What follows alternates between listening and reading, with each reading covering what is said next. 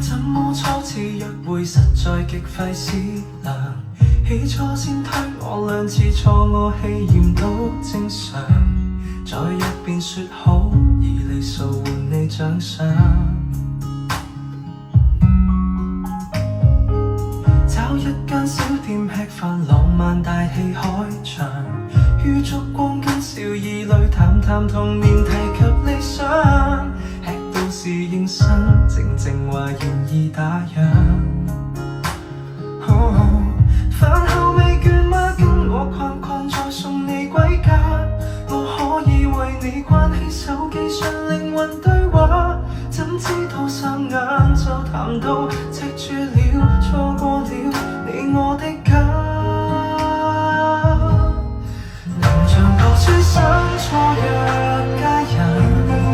蝴蝶滿心飛，不過未走近，裝上一見即吻，但覺相襯，何妨從下到就慢慢抱緊，明月靜偷窺這對璧人，何用太心急入盲路低溫，甚至古典小說裏優雅的情感情緣，待身份才獻吻，不急於一晚散盡10萬夜那溫柔，一針針跟你刺繡，年華悠悠怎會悶透，風西雙燈紅樓，仍攜着你手。